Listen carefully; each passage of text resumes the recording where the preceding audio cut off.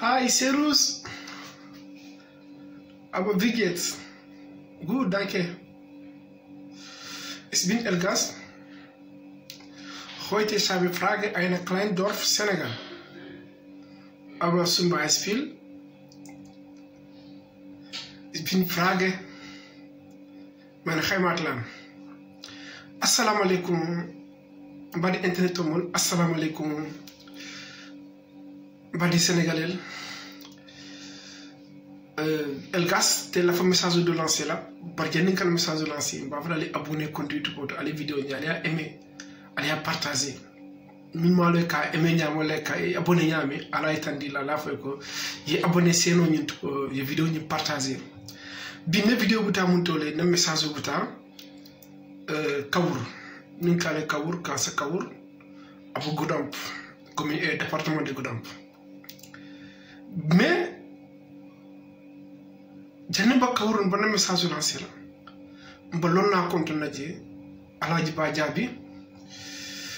idima Elgas ou le message lancé kan bi Kawur pour maire de Kawur mial ne ko Cheikhou Ndiaye Cheikhou Ndiaye be ñini kala programme follow minna wala Kawur la problème oti wala hôpital problème oti parce que ya safele ya itandina ikumata information ni ngata karan côté parce que nga information min di peuple la mbela masaya mbolo tiñakan c'est-à-dire yentel kile Cheikhou Ndiaye mba kuma kilim folo priolo bi Kawur lo communauté mi al neko a importante pour département de Goudomp ani Djibanar il faut que yo lon folo parce que pour nga foye ko il dossier bambul anu dossier cinéma le bambulu Kawur dossier ne mairie de Kawur ni a ñini je ni ma je kata Djibanar le kon Djibanar Ibou Diallo Sadio wala no Djumalo Elgas ti ni tamalon OK mais Cheikhou Ndiaye 40 millions yé financé pour hôpital de Kawur et détournement mi ki 40 millions yi min détourné il a ko ralo à Dakar et que si le Dakar 6 mois il me connaît Kawur sate kon élection aussi et de comme na Kawur pour que Kawur zone son fana ani Kawur lañu intellectuel ani milwa Kawur trésor public ani opposant mi bébé yaro ne Cheikhou Ndiaye erelo min ci Kawur ko a sembortale anda jamfale ki jamfani wonna cité ji milba katarala ay bebonda fam balale hakki Cheikhou Ndiaye mon betia mba fa Kawur ko li ani Kawur demul ani commune mol al canal la commune de Cheikhou Ndiaye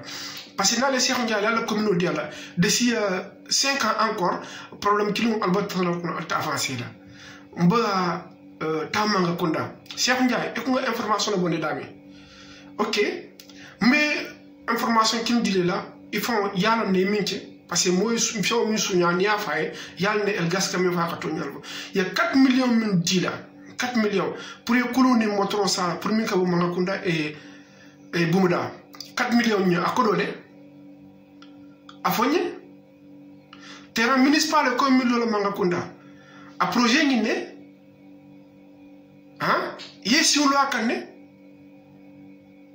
ye commune vraiment le commune men ko commune mu commune resironité pour Malakunda commune de Kawur Cheikhou Ndiaye élève volum ba Kawur kono ba frale ko alkala Cheikhou Ndiaye alkala la carte tiala parce que tel ko fala nga recherche le nga doko ke ngalom ba kering avant ban information no dila pour ni population la bi nim Cheikhou Ndiaye a respecté na Kawur commune mo respecté wala ay Casamance dion fo respecté nta fa la Kawur fondamment lonna mimbo comme Ba Jabi etenate ko bo dula lotissé da mial ne ko mon que lotissé talti atra wulo bo fanuri konkol bo fanuri immension kataw dula lotissé Cheikhou Ndiaye il a moy Elgas le kadiam en information le foy il faut ci ko ko le foy jani kana fata ko dol sumol may yemil détourner ni lo nam bokom Ba Jabi no ko de ta lotissé que jelma fona mais la raison Ba Jabi mo doa ke de simala ani jati kindi ani Casamance moli mbulo bo derrière Elgas et dimma aba duwani ne bul soto ni telo ni Cheikh Ndiaye metalon ndel mu talabo leti ndel mu talba karande leti mba noma nakara molni na alfal ani bunya ma mindi la lonal la milba Casamance kono Cheikh Ndiaye wudla ndimi bimi ke baja bela 6 ay muka sali ñu lonna ko ma kawun ko man na kawul la commune mo lal balle mairie de la Cheikh Ndiaye la côté lonna ma ko baja bi dunia min bunya dunia ya to moy bi de Sénégal mala fo Gambie fo Guinée Bissau fo Guinée Conakry fo Mali ñi pays voisin be ñu lonna lonne kon mba plan na fa montre Cheikh Ndiaye hôpital de Kaour ça tol ni muskono wal be 4 ñon kanne Cheikh Ndiaye ni en tontu ko den ñon tontu mbo dossier bon le mi na kasimbo warla mi na ko fo mi la min ko ni el gas le kadiam ndema siri la de andu ñel no bo mi fo entrée de Casamance fo le wirindi entrée de Sénégal ndel mu Casamance dimulete ndel mu Sénégal dimulete bi ne département ni na région ni Casamance tardement minké altel meilleure façon mi anda 6 mois mu kanaji madame Mané ay kille pour ka foy ko le 4 mai élève mi al nako année passée mi al nako bi buta Kaour le département kono pour état mais il dans le code là ils m'ont fait foyer en tant que respect wol ne afoy en tant que le premier magistrat de Kaour il met dans ko en tout cas élève na fa bol le katambité là parce que tem jafa mo le ti il a tenu la banque opposant le kili bon volonté mais il ne bi opposant non il doit comme pour que Kaour école financière la kodo là matériel be bolari simon bolari fembola to bi bolari ya moto ya bloqué carte kala parce que c'est le maire en tant que c'est le premier magistrat de Kaour wala na bi ñun dossier ni lañu doko ñu ata tambila andu bon volonté na télé ko lampol mi fana monter ma ko nda kono e ko takela kon Kaour la intellectuel ni Kaourum kol mba fulale ko ala nyaay yele ale Cheikh Ndiaye bu ndal la mairie auto normalement Cheikh Ndiaye bu ndal la mairie auto bi dunia ba avancer kané dunia ba en tout cas toujours dunia ba avancer